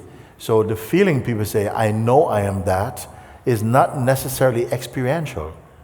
It could just be, I believe I'm that, I agree, it makes sense to me that I am imperishable. It makes sense to me in my being that I am perfect. I have nothing to be afraid of. But experientially, I feel very vulnerable in certain situations in life. So, like this, make use of it. As I said, you will be tested. Not by a power that wants you to fail, but that from love, actually. That the things, the mouth and the mind is very quick to want to say things. But then when it comes to it, you just make use of it. Look at it, and as you begin to identify those seeds, the seeds of insecurity, the seeds of selfishness, and you can, at least you come to see them, you can then offer, please, I must transcend this, I choose prayer, or you can look and say, these seeds are what? Who is the one who is defeated by them? And no cynicism about it, no specialness. Just keep quiet and try to hold this question, because this is a burning question. You see? When you ask this question and you're quiet, at first something is like, doesn't want you to ask this question. It doesn't want you to go beyond this. There are forces operating within our system that seem to want to keep your attention just on mediocrity, on just silly things. And now you are challenging those forces within yourself. You're looking at them and exposing their unreality. They're being brought into the light, you see. Some may be impressions that were formed when you were a child, and they seem to somehow have embedded themselves somewhere in the mind and consciousness, but they are not original to you. So gradually, as you stay in your sadhana, you earnestly looking, they're beginning to open up and they flow away. It is always good that we have something that creates some tension inside, so that you must keep the power of aspiring and the power of discernment alive and functional and awake in you. Because quickly the mind wants to say, look, look at my spiritual muscles and all this kind of stuff. And you just stay away from that. Just keep looking from the place of that emptiness. This is not the common expression of emptiness or nothingness. It's really, there's no words for it actually. There are no concepts for it. We have agreed to use certain words like emptiness, nothingness, isness, and so on. But it is and exists beyond any concept at all, and you know it. Knowing it and being it are one and the same thing. So just continue, make use of that. If you feel embarrassed or ashamed, that is also something to look at. And we just look at it and see, where is it impacting and upon what? And if you're patient, the consciousness will spit it out. It will reveal this is what's happening inside, you see.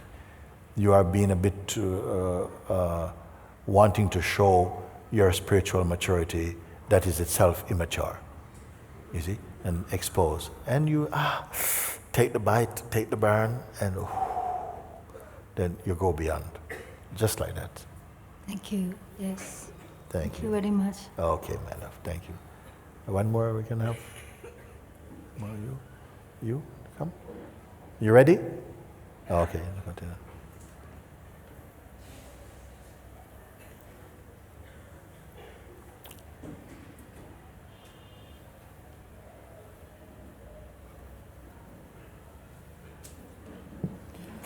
Hello, Mooji. Hello.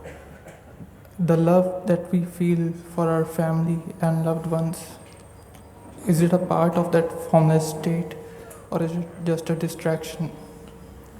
No, the love is got very broad arms, you know. The attachment that we feel for our family. Okay, that's another thing. Because love, often we feel love and attachment goes together, no? Like this. And it's very, very difficult to really come to the place of the love that is not abiding with attachment, you know. It's very difficult in the human field. The human expression of consciousness is very, very sticky thing. You see? We have a love for our family, we have a bias towards them also, and then attachments.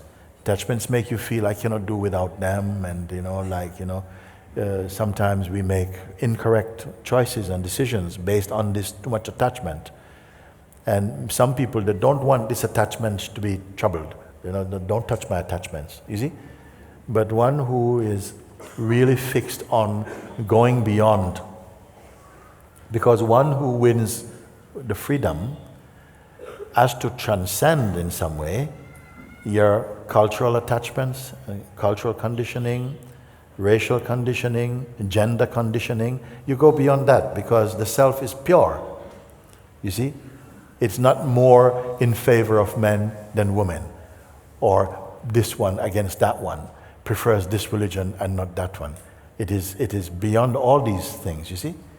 And it's not difficult. It will only be difficult, well, impossible, if you're trying to do it as a human being, as a person, trying to do all these things, because there's some arrogance with that. But as you begin to go more deeply into this, you don't have to try and become detached from your family.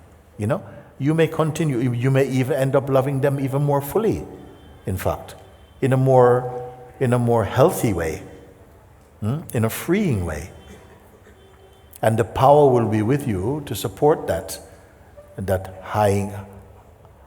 heightening of love, So it doesn't necessarily get in the way.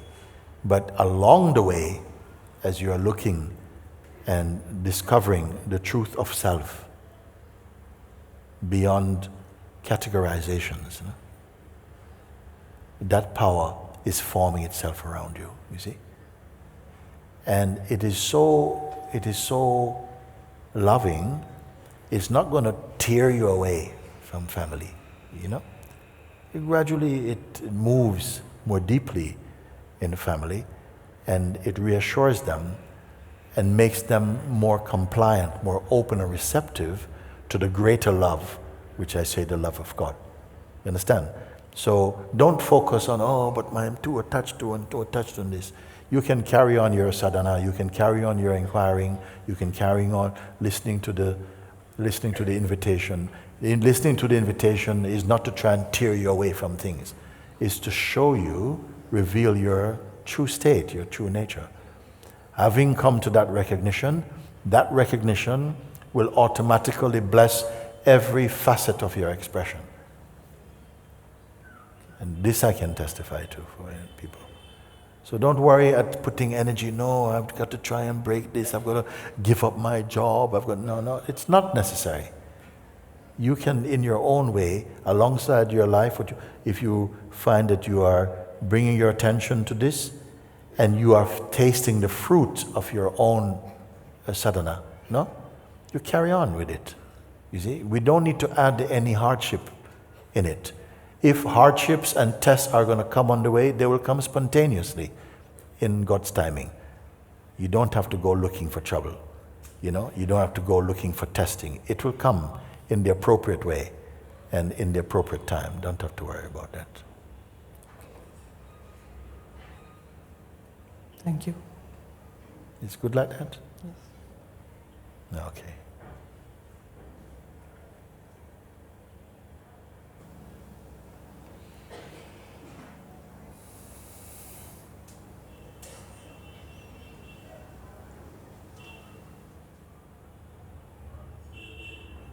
I have it in my heart that by grace of the self of God, that this short season here in Rishikesh is presenting in you everything you need to come to that final understanding within yourself. If that urge is in you. If the urge is in you, grace itself put it there and will fulfill it. And even if you feel you have things going on in your life that is kind of, it's like, now is not the time, and that's not true. There is never a time when you should not be who you are. But the mind will sometimes make it seem like it is inconvenient right now. There are things I have to tie up before. And so we get into the habit of postponing. No? I just tell you about that.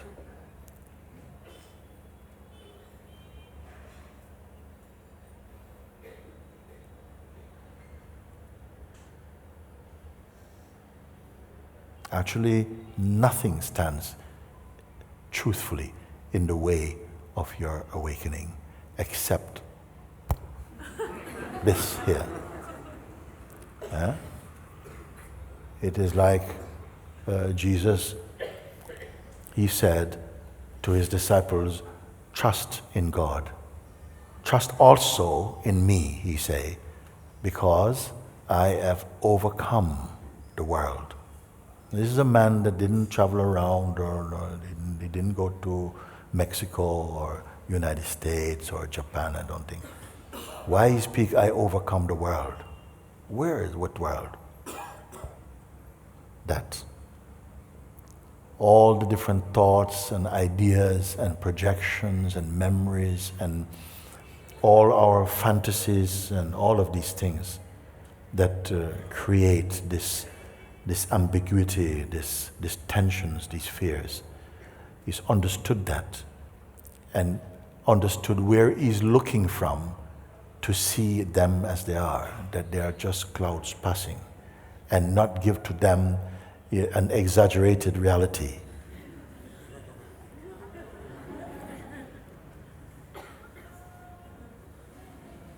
Isn't it?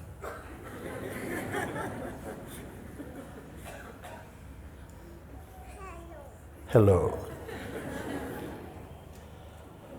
You want flour?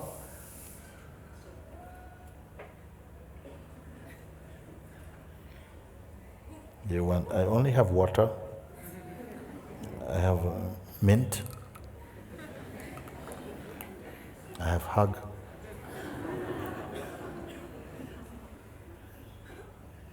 What you want?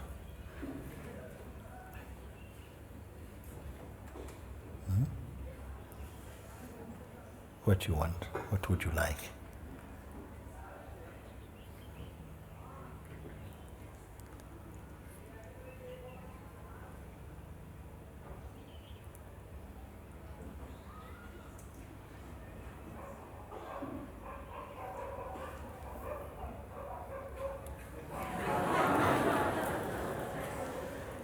Okay.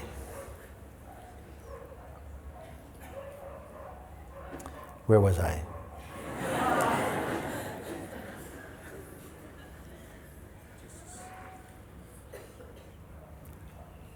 Trust, he said, in me, for I have overcome the world. And the world is what each one must overcome as it presents itself in your head. You are not your head, and your head cannot exist independent of you. You're going to come more and more to recognize that all this is time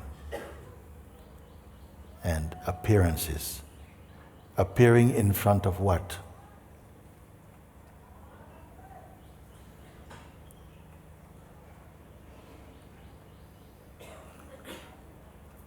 So this thing, recognizing this, great peace come into your life, great joy, silence, and fear begins to diminish.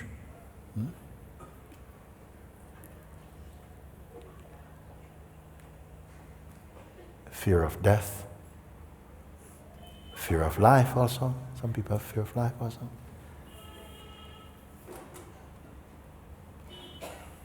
Neediness,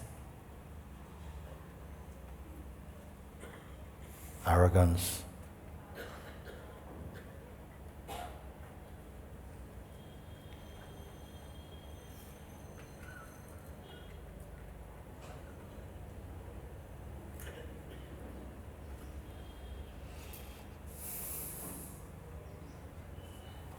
thank you.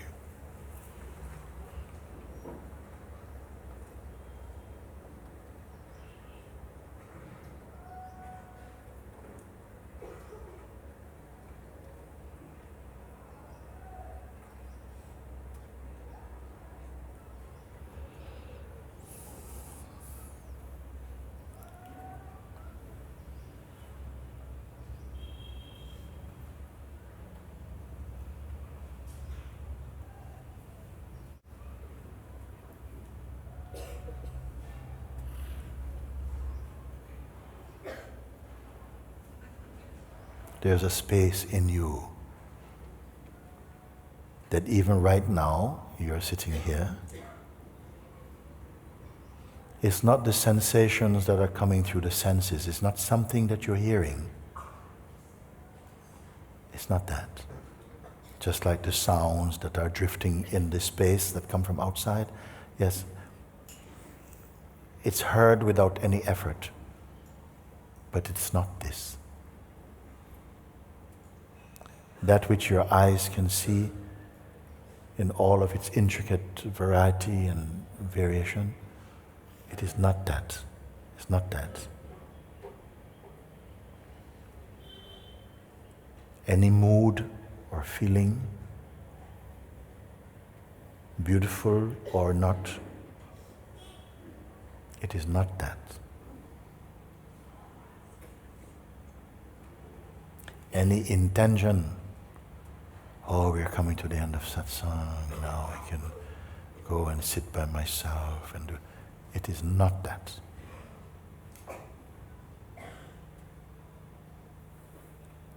I still have all these troubles running around in my head, and I hope Mooji can help me.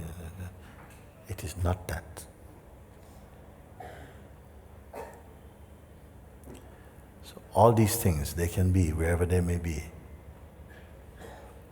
But that which makes them perceivable and yet itself is untouched by them, it is that.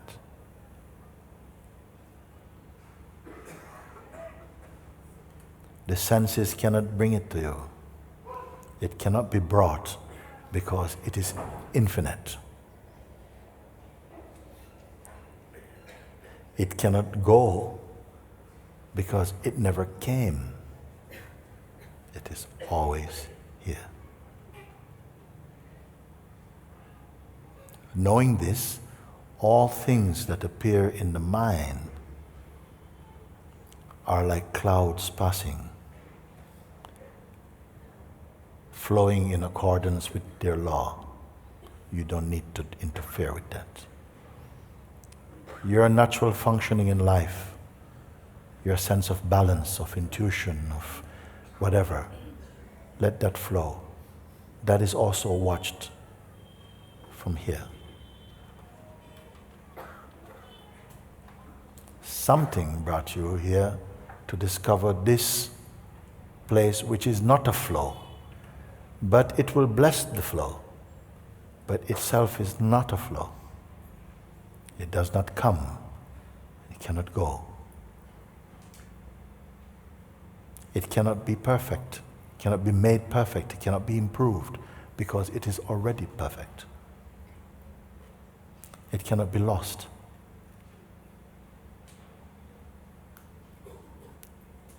It is your uncreated self. It's just a question of time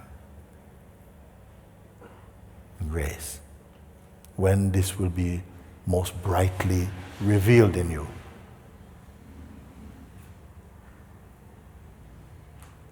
You like it, you don't like it, is meaningless to it. You believe in it, you don't believe in it, is meaningless to it. Clouds passing. Everything, clouds passing.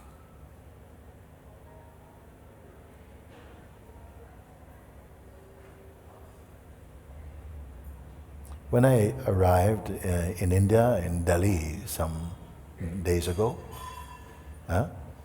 one Sangha member from Delhi, she asked, can I please come? She tried to arrange it through Mimi. Can I please come and see Mooji? I'm not able to come for this season satsang in person because I'm not well. I'm told I have some cancer or something. I have to take some treatments. And I'm told, don't go in a place with too many people, take risk of infection, not good. But I just want to see Mooji. So I said yes, and she came to my room. She's probably listening right now. And she and Mom come. And she's there, and her eyes are sparkling with light. Mom? Okay, that's Mom. And I sat and I said, okay, I bless you with my heart, no? And whatever, just blessing in body, blah, blah, blah, blah. When I finish, I look at her, she's still looking at me like this. Same eyes, shining bright. She says, Guruji, everything is fine. Everything is fine. I don't want anything at all. I don't even think she came for any prayer. She said, I just came and I just wanted to see you. Because since my time with you and all this has come for me, I see very clearly everything, Guruji, is passing. Everything is passing. Some days I wake up, I feel like this, another time like that. But I see, it's passing. Everything's passing. But something's not passing. And I discovered that with you. And I said to her, I said to Mom, Mom, I would like you to know who your daughter is. What has happened to her? Because she is awake.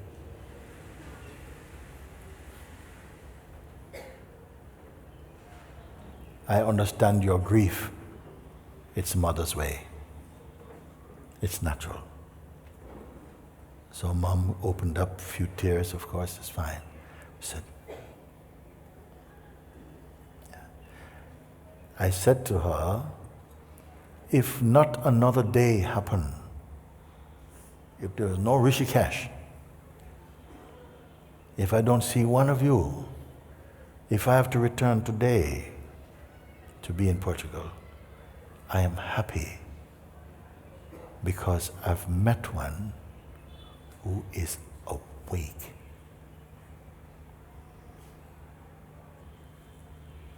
I have met one who is awake.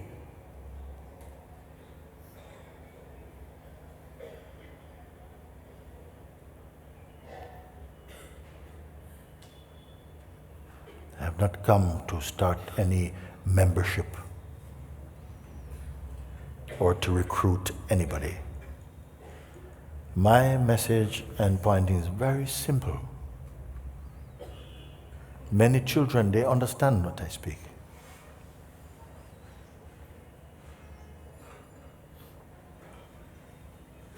Sometimes we need something in life to push you home.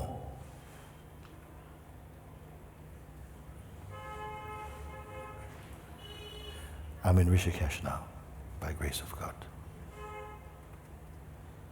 At least somebody here has got to wake up. Is it you?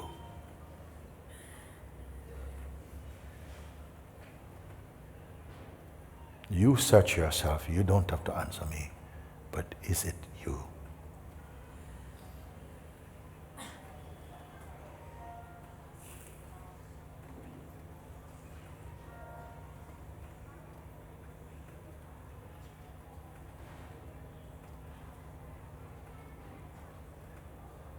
Because this is your season, this is your time. Make this your golden age. Don't postpone. If you want to postpone, God has plenty of time, don't worry, it's okay. But if you feel in your heart, I have a chance to just to look. I want nothing from you. But if it is you, you feel, it speaks to me, I don't understand everything, I understand few things, but something here is saying yes to this, then follow that vibration.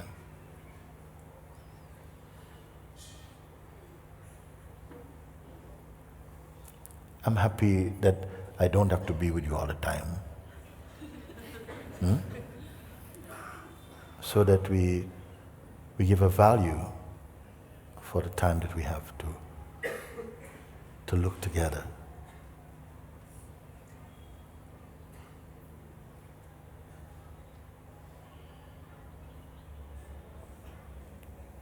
Thank you.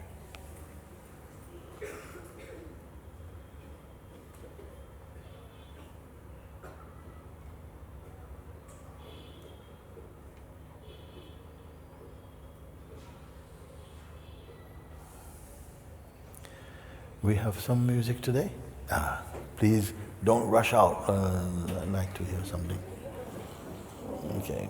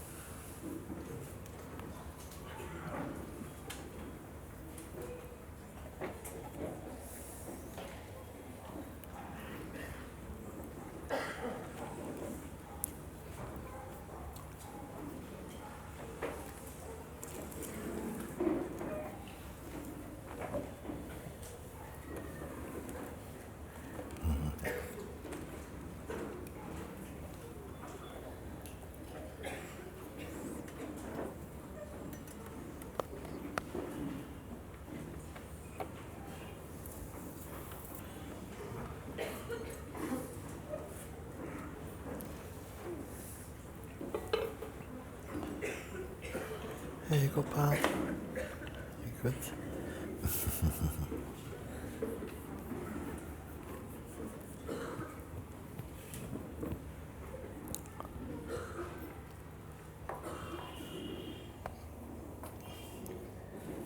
It's mint. Mint?